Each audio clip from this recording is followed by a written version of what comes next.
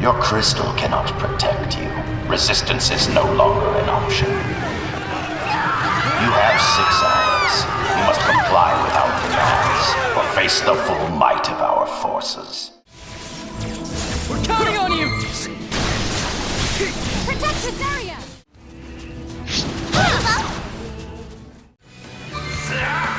You won't get away with this, you bastards! So, Final Fantasy Type-0 HD. A game back in 2015 that I just passed up on. The trailer didn't do anything for me, the combat style didn't do anything for me, and the setting was gray and dreary. The PS4 was having a sale on all its games, everything, 50% off, 33% off. So I saw Final Fantasy Type-0 HD on there for $9.99. I figured, why not? There's nothing much else to play right now. I'm gonna give this game a shot. And I'm glad I did. So here's my review of Final Fantasy Type-0 HD. Hurry! So what exactly is Final Fantasy HD about?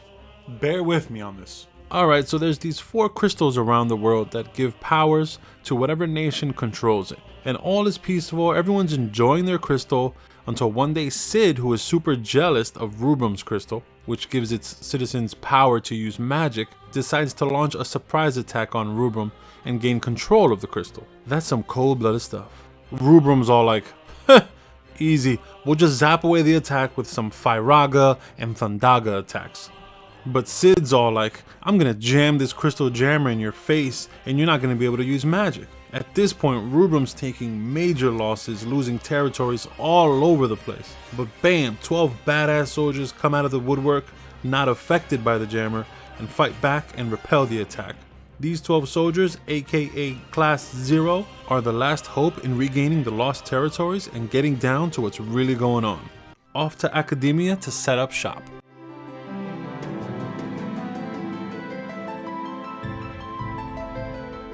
Alright, so I don't want to spoil anything, so I'll end the story summary here. From here on out, you get sent down to Academia under the leadership of Kurosami. Academia is where you're going to spend the majority of your playtime when you're not doing missions. Of course, this is where you'll be able to do the basic stuff like buy and equip weapons, spells, and armor. But there's other stuff to do. You can go and decide to breed Chocobo, which you'll need to venture across the overworld. You can visit the training grounds and level up your characters. This is actually very useful. This is where I learned what each character's weapon does, their play style, before I went on a mission. And for all you side quest lovers, this is where you go and you talk to all the civilians. A lot of them have tasks for you to do, like kill certain creatures or bring them items. Now, you do get rewarded for doing these things for them, and these are items that you can use during missions. And I can't forget to mention the countdown timer down there at the right corner, which counts down the days and hours to your next mission. For example, if you do a task for someone, that might take 2 hours away from that. Or if you do another task, that might take a whole day away from that. Keep that in mind. Again, it's nothing crazy overbearing and anything that'll make you sweat for dear life. It's very manageable, so I wouldn't worry too much about that.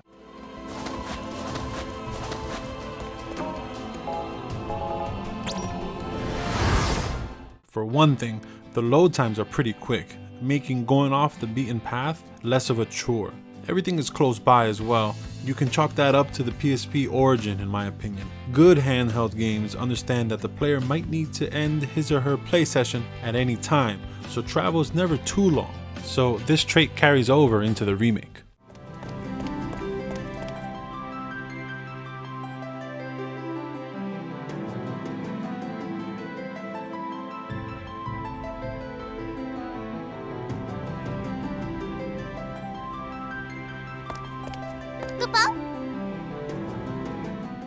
You're not limited to using the one character, Ace, who we used in the intro mission.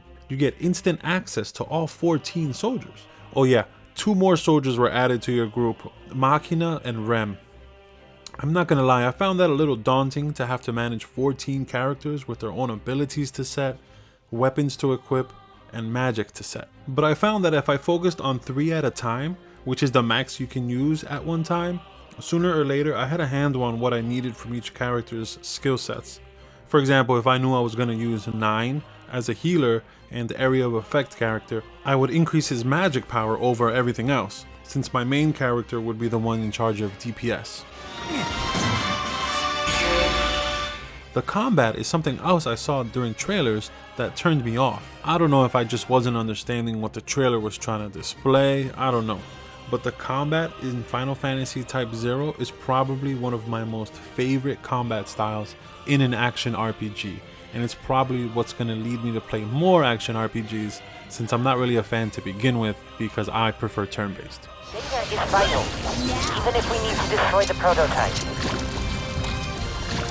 I probably need not mention that you are free to engage all resistance. Like I said, you can take out 3 soldiers at a time during a mission, not including the soldiers you put into your reserve list.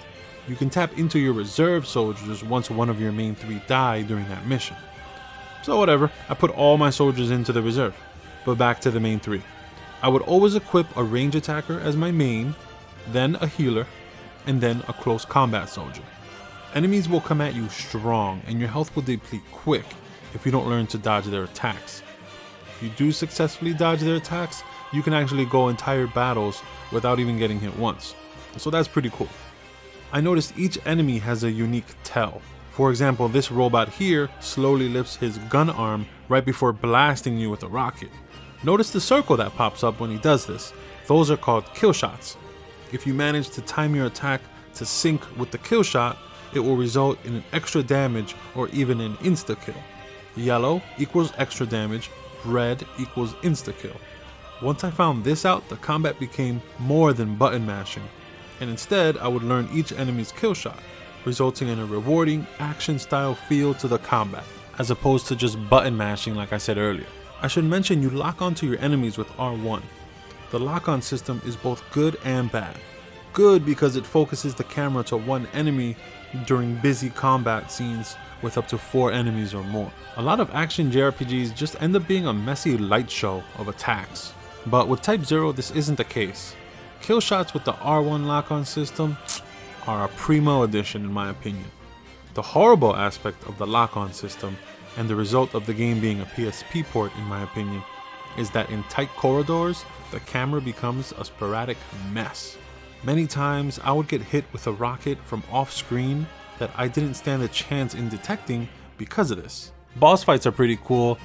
You definitely need to use the lock-on system for boss fights, and you definitely need to use the kill shot system for boss fights. It's pretty much mandatory. You won't be able to damage the boss much without kill shots, and if you do, you'll be there for hours, you'll run through your whole team, and that's just not how you should play this game. Very rewarding. You'll feel like a badass Class 0 member when you defeat the boss after you figured out its entire pattern and you left it there dead. Mission accomplished. The first few missions were super simple: walk straight, kill, rinse, repeat. I'm happy to say that they do get more complex, like having to take over territories in a mini war game before being able to take on your main mission in that town. Mission layouts get a bit more spread out, but nothing where you'll have to backtrack and memorize routes. Really just follow the yellow arrow. But again, PSP and handheld games at the time are designed this simple way for quick, enjoyable sessions, so it does translate into the PS4 version. Graphics are impressive, and I went back and looked at the original PSP release. The graphics hold up. The character models are full size, not chibi style like you'll find in a lot of handheld games at the time.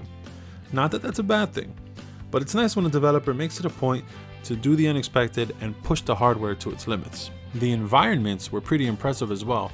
I couldn't find any signs of pre-rendered graphics here. Everything is fully 3D modeled. The PS4 version cleans everything up by upscaling the textures and greatly improving character textures to look like something you would find on a current gen system. I adjusted quickly, and the graphics, while not being Final Fantasy 15 quality obviously, didn't bother me one bit. Final Fantasy has that certain polished charm to its games, where even just walking around talking to people is enjoyable.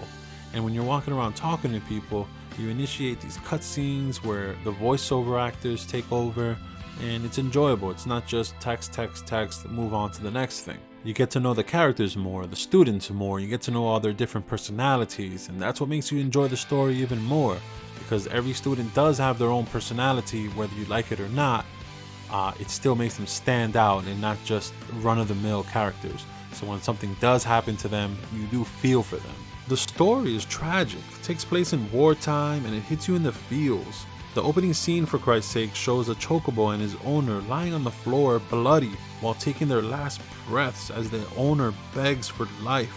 That's Last of Us quality levels of sadness. There's more throughout the game, but it isn't forced in your face. It's actually done well. In conclusion, I loved my time with Final Fantasy Type-0 HD. I think they knew what they had when they decided to port the PSP version onto PS4. Maybe they should do Crisis Core next, I don't know. But if you're into Final Fantasy, but you're not into something traditional right now, definitely pick this one up. I think you'll enjoy it. Square Enix, terrific job. Guys, thank you for watching my review. Look forward to my future videos, my future Let's Play videos. If you're not already, please subscribe to the channel. I got nothing but good content on the way. Have a good one.